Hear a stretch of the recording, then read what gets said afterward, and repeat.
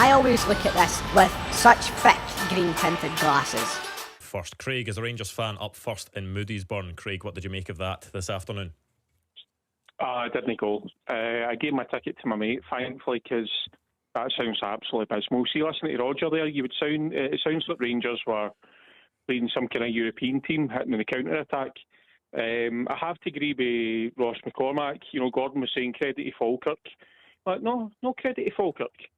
It's up to Rangers to find a way to break down a low block at Ibrox. And if it wasn't for, you know, a dodgy decision last week, Rangers would have dropped points at Livingston. This is unacceptable. It's not on Danny Rowe, right? And I know the two panellists are going to totally disagree with me because Gordon loves James Tavernier's stats and so does Ross. I couldn't care less about James Tavernier's stats, right? I couldn't care less that he equalled Ali McCoy's record in Europe the other night. Do you know what Ali McCoy's done? Ali McCoy's won league titles being a team player. He won trophies being a team player. It wasn't all about Ali McCoy's. They put the ball in the back of the net because he had teammates around him.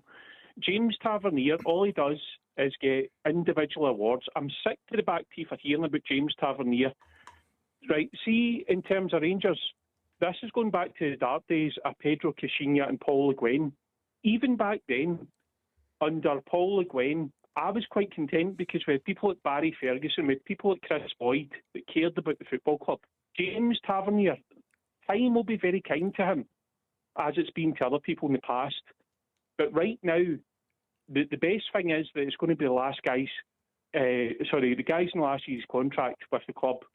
Because we keep doing rebuild and rebuild and rebuild and rebuild since Steven Gerrard left. And I said this before, and Gordon Dale's picked me up many times and said, what about Tav's numbers? Tav's numbers are diminishing year on year on year on year because he's getting older. Craig, he's still your best player. He's not the best player. How's it? He's the only one that provides any ounce of quality in that team. No, he's not. Not this season, he's not. Who else does? Gassama's been the only one this season. He's not the best player in the where's team. he been the last 6-7 weeks? That's Has what he I'm been saying, playing hide and seek? No, but Gassama's been the only one this season. And people are shouting for Finlay Curtis and Lyle Cameron. Lyle Cameron nearly got relegated with Dundee last season, and it's like Finlay Curtis and Lyle Cameron are the answers. I'm not saying James Tavernier's not been a great servant to Rangers. Of course he has. But time catches up, as it does with everybody. And Craig, do you not think you've got bigger problems than James Tavernier? You've got three. You've got three centre forwards that can't score goals. But my point is, and I'm not just saying Tav, I forgot to mention Nico Raskin. I'm not sure if I have in my wee rant there. But my point is, but he needs to get out the football club, and we need to do a complete reset because I've mentioned this before. It's like you come in and you say, who's the manager, who's the captain, who's the leadership group? The leadership group are Tav, Raskin, John Souttar, Jack Butland.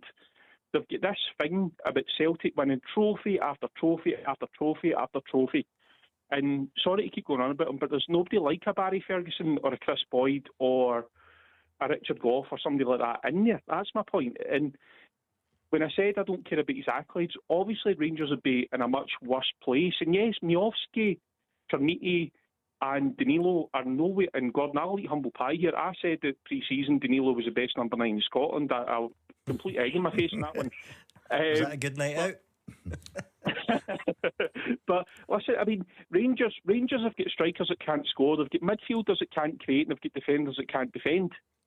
But my point is, what's the point in just doing this all over again with Tav? As I say, God bless the guy, and I'm glad it's going to be his last year.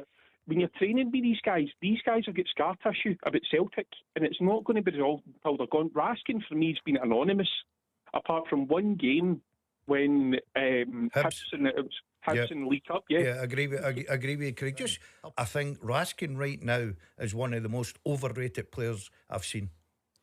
I think, well, first of all, good evening, panel. I'm just sitting outside Ibrox, just driving home, stuck in the traffic.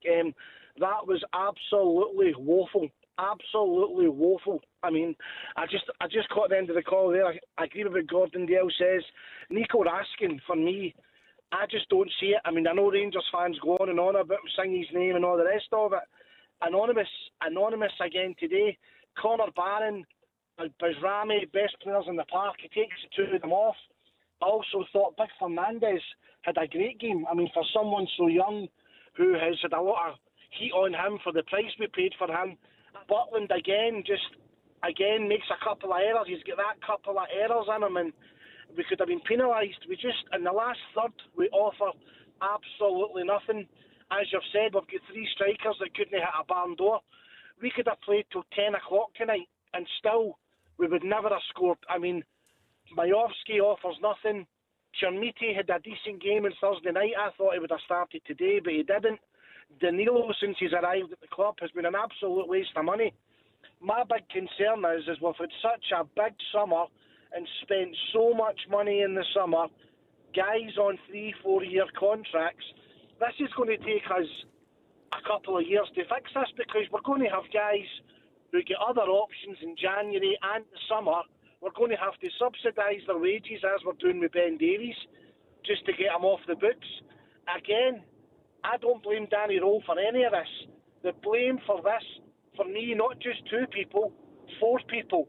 Patrick Marath, Andrew Kavanagh, Kevin Selwell and Patrick Stewart. This all lies at their door.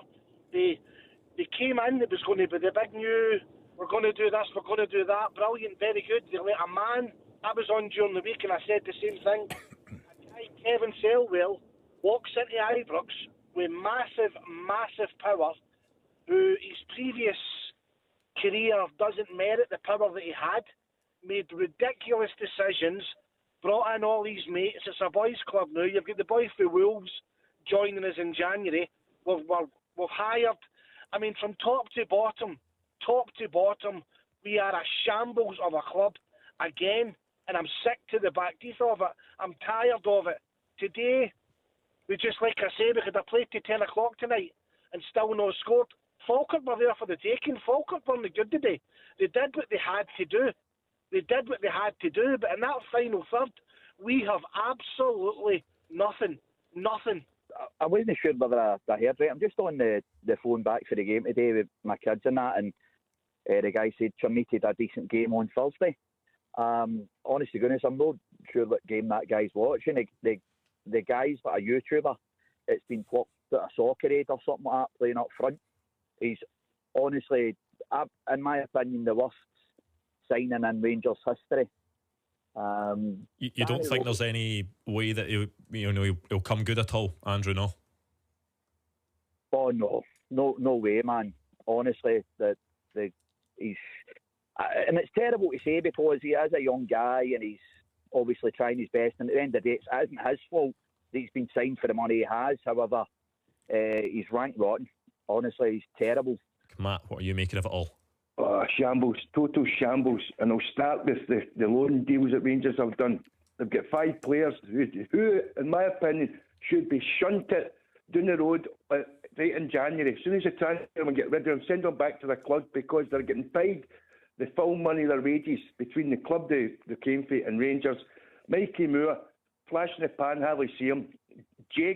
Mick Jagger will go. No Jagger, centre forward, centre half. Big Mick Jagger better play with the lips.